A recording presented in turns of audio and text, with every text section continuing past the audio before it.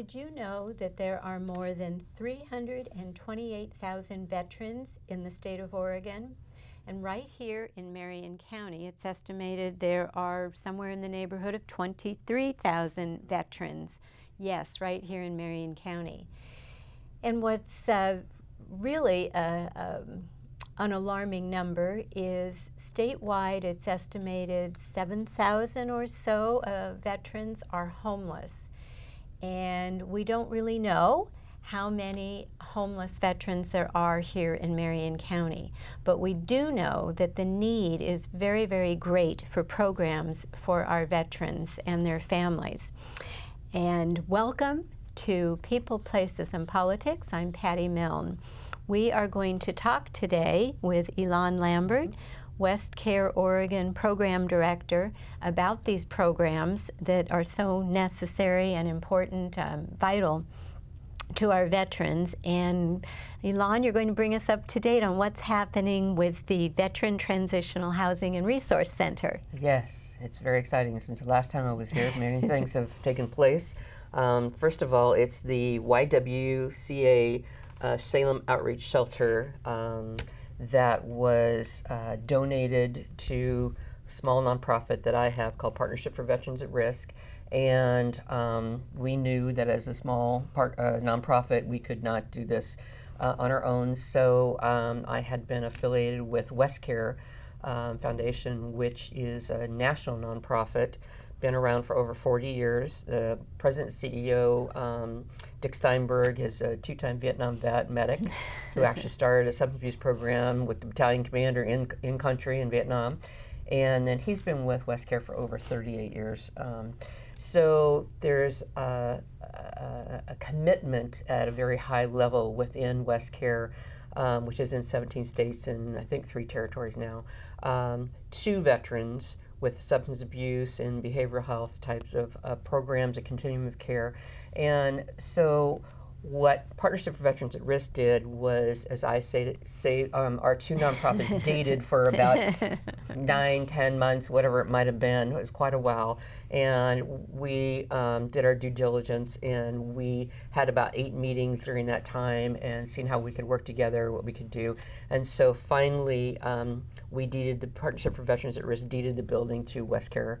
And so then I got hired away from the vet court, which I loved, and but I was hired to do a rural veterans grant from Office of Rural Health, and then with this, I'm still connected in that grant with this resource center. So it's a 10,000 square foot building, wow. Which has 15 bedrooms.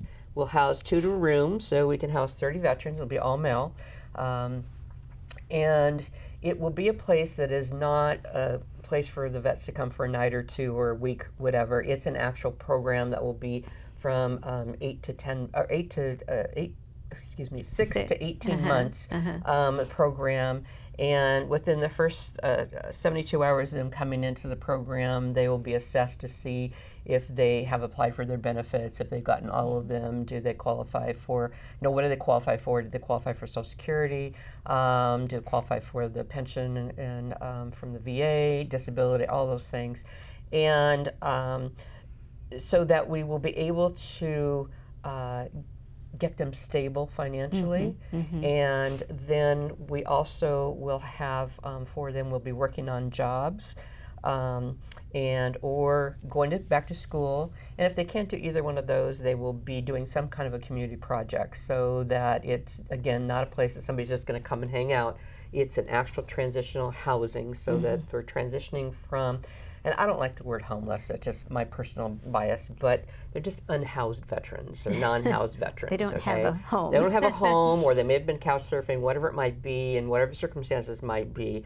But I think homeless has such a stigma to it that we sometimes just automatically have things that we think when we talk about homeless or homeless veterans or that kind of thing. And a lot of times it's just circumstances that have taken place in somebody's life. I'm a veteran. I'm a Vietnam era veteran. I served in the Navy towards the end of Vietnam era. And I ended up with a PTSD from my own military service. And I can tell you that I wasn't homeless per se, that I was on the street, but I couch surfed at times when I was drinking and drugging and that kind of thing. And so it's something that's close to my heart. And so we want to be able to have a whole array of programs so that affect all areas of somebody's life. And so we'll have faith-based programs if they choose to use those. Available but not mandatory. For the faith-based. But we will have life skills training. In the facility, there's a commercial kitchen that I have a chef that I know of that would love to do a culinary school for vets in that commercial kitchen down the road, but I want the vets that love to cook, and I want the vets that we have this wonderful backyard that it has now, I think it's 7 or 8 raised beds in it. I want the vets to love to garden and to grow food, to be able to do that. We're going to have music therapy, art therapy. I want a kiln out on the patio. I just sort of put out to the world of the things that I want, and they just appear. I've already gotten donated a pool table. Oh, wow. We got donated a beautiful piano that's a wife of one of the vets. Her father bought it for her when she was very young, and so she heard me talk about it, and so she's donated this wonderful, beautiful piano. I just spoke at Rotary downtown Salem in June and talked about what I wanted and said we wanted a TV flat screen, and now I have a 50-inch plasma. There it is. And so, and it's funny, I need a refrigerator, and somebody said, "Oh, do you need the refrigerator?" And I said, "Yes, for one of our small kitchenettes." And she said, "Oh, I could buy a new one, and I can donate this one to you." It's like, great. So, I want 2 vans. I want, if they're used, fine, as long as they're running well. I want 2 vans so we can take people appointments and get them where they need to go, but also get to fun things. And so we're going to have a clothes closet for those vets that come in that need to have clothing, and also, so we'll give some of them to keep, but others we will have a clothes closet for vets that need to interview. We'll have shoes and coats and proper attire for interviewing that they can use. And so if people have nice clothes that they want for men, they want to donate, that would be great. Great. So it's just very exciting, and I want to have 2 either service dogs or companion dogs live there, because we know it's evidence-based practice of what pet therapy can do for those, particularly with PTSD, traumatic brain injury. And so I didn't bring her, but Bella is our rescue from Marion County Dog Shelter. You're testing this theory. Yes, we're already testing the theory, and so it's working very well. Bella is a 4-year-old Shih Tzu mix. I think she's mixed with Poodle, but she goes to work with me every day, and she greets everyone. And when we have meetings, she's at the table, so somebody's always passing her to the next person. Somebody's always wanting to hold her. But I have watched what has happened when I've got a couple of vets that come in that she just can help, just sitting in their lap, licking their face or whatever, just help bring down that anxiety. And so she's done really, really well. And we all just love her, and she's a lot of fun to have there. So, and then we will do, that's the transitional housing piece. And then we have the resource center, which was a room that had half walls in it that we actually had a volunteer residential contractor come in, and he built the rest of the wall up to the ceiling. And so it's a very large room that we will have probably 2 or 3 cubicles in, and we will be doing employment for vets and veterans and service member families. We will be doing family issues. Being a nonprofit, you can do a lot more than if you were a government agency or a contractor, Yes. that kind of thing. Say that again. Yes. As a nonprofit, I can do things that other people cannot do. including government. And Our nonprofits yes. are so valuable. Yes. So, for an example, one of the things that I want to do that I haven't seen anybody do, and maybe they're doing somewhere else, but here I haven't seen it. Is for an example, I have a part-time volunteer whose husband is a Vietnam vet, and he got drafted 2 months after they got married. Oh, so that wow. was the beginning of their marriage. But anyway, and she's just been fabulous. Recently moved here, just been fabulous. Joy has just brought me a lot of joy. It was just great. And so I was talking to her about this, and I had also been at Lowe's. Can I say that? Yes, I've been at Lowe's. Maybe no, I'm sorry. At a local home improvement store. Yes. Building supply. Yes. Sorry. But anyway, I had been at one of the supply stores and had Bella in this shopping cart and had a woman start talking to me, and her husband is a Vietnam vet.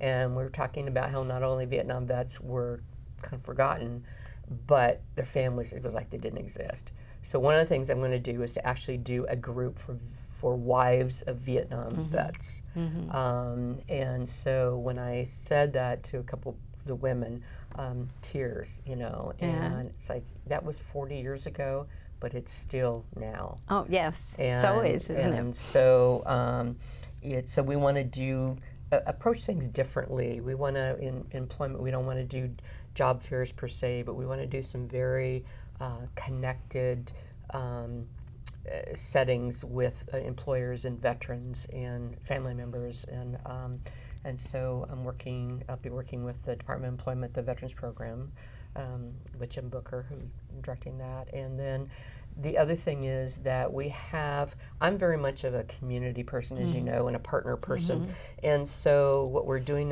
in the Resource Center is I want to have accredited service officers. So I talked to Cameron Smith at Oregon Department of Veterans Affairs and said, I would really like to have this. They can't have anybody there. And so we talked about the more the merrier. And so we're actually going to have an accredited service officer from the Veteran Service Organizations. Oh, that's great, yeah. So, and I didn't want to choose one service organization over another. So one day we'll have American Legion, and we'll have Vietnam Vets of America and DAV, and so that each day we're covered, but it will be one of the service organizations. We'll have someone there that actually can file claims, and then we will have groups helping. I want to have the vets that live there have mentors or battle buddies, so they'll be assigned, and so I need a cadre of veterans male veterans that are mentors. That want to participate. And also, when the people come into the Resource Center, which will be open to the public, and it will have resources, and we will have all this stuff for working with veterans, service members, and their family members. I also want to have a cadre of family members and service members and veterans who would be willing to partner with someone coming in who's either maybe struggling or just needs to know things, or just particularly when you're filing a claim, which I know I did. Sometimes it's just helpful to have somebody that can who's help already you think gone it through it, or somebody's gone through it, or in the military we have battle buddies, and so it's the same idea that we're doing with this. And I want to have things for the children, and so we're just we're looking at what is it that we can do differently and uniquely that will really meet the needs where the veterans are. I'm a firm believer that you don't sit and wait for them to come, you go to them. And so, and provide them with what they need, not what you think they need. So that's what we're looking at. Great. Wow, you covered a lot of ground. So let's back up a little bit. And first of all, let's talk about the veterans. What are the age groups and the conflicts they've been involved in that you will be reaching out to? Actually, it will be all conflicts, clear back, World War II.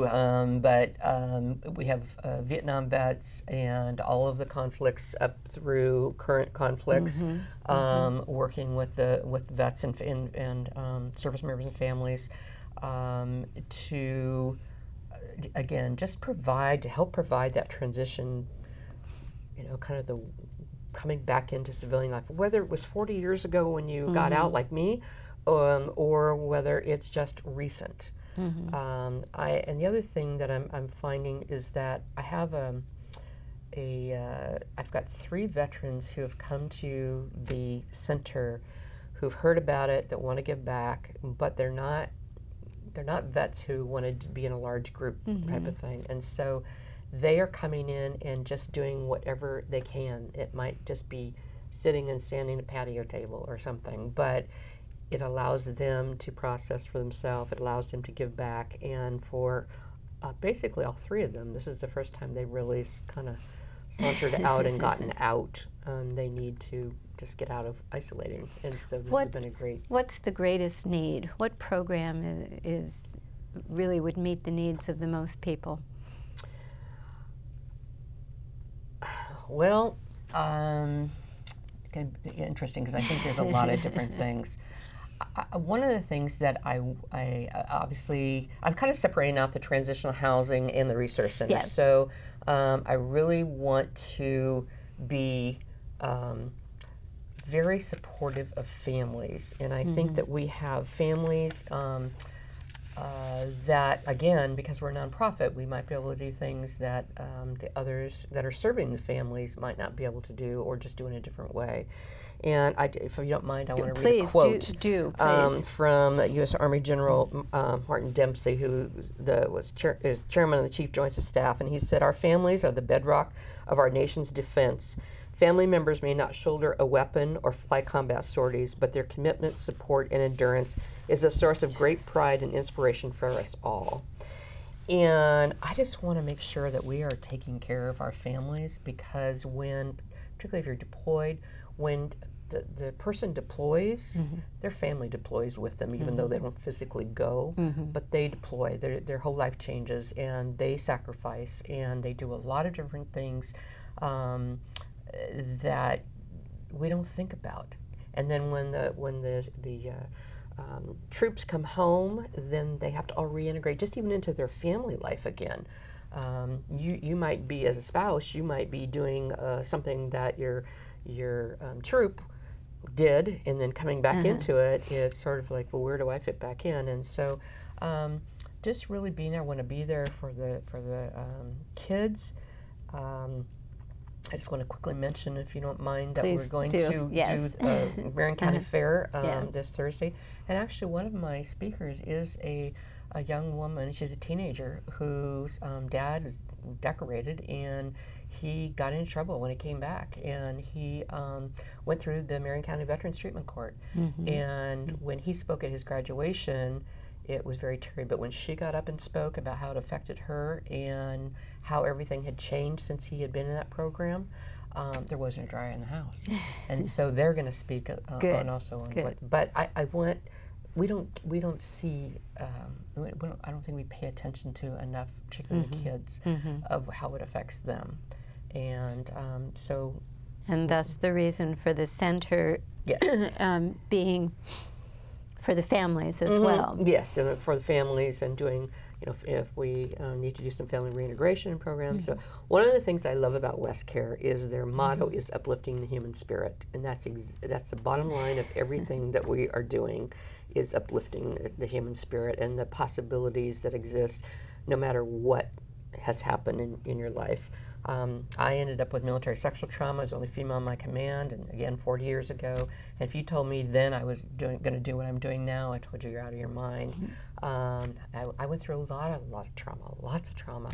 Ended up actually having a full breakdown and on the psych unit at the VA hospital for almost a week. And I say that because I want people to understand that there is, that's a part of the path. It was one of the best things that happened to me to get me finally to get help. But at the time, I hated the military. You couldn't have gotten me into a VA hospital for anything. But it's a journey. It's a transition. And so we want to help veterans with that transition, help the family members and service members who are still in and may be looking at getting out, or just things that they have come back from. You know, we've had just recently 1,000 troops return from Afghanistan Wow. in Oregon. Right here in Oregon, 1,000. Yeah. And also there's going to be eventually a 1 million person drawdown, which I just read today that 40,000. We're starting with 40,000, which means if they do the whole 100 or 1 million person drawdown, we're going to have 30,000 new vets in Oregon, which we're just not ready. And so The center will be, though. well, we're on 30 at a time, you know. So you talked about reaching out. So there are 15 rooms. Mm-hmm. Two people can live in a room.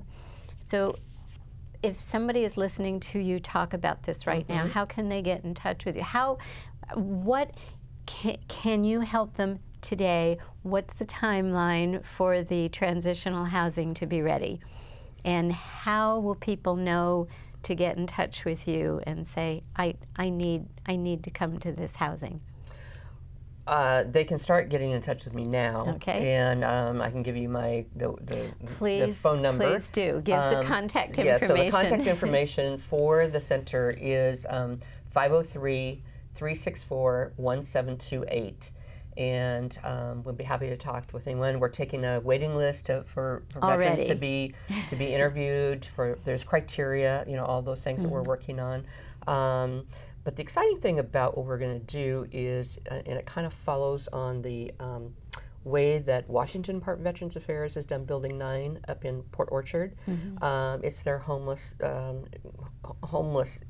facility on the large campus there that actually was originally for Civil War vets, which is it's a wonderful. I spent a whole day there, loved Quite it. the history. But they have been very, very gracious to give me any information, anything I need. They're helping with ideas. And interestingly enough, what they do there is so those that have income, 30% of their not their gross, their net income is they give that for the facility.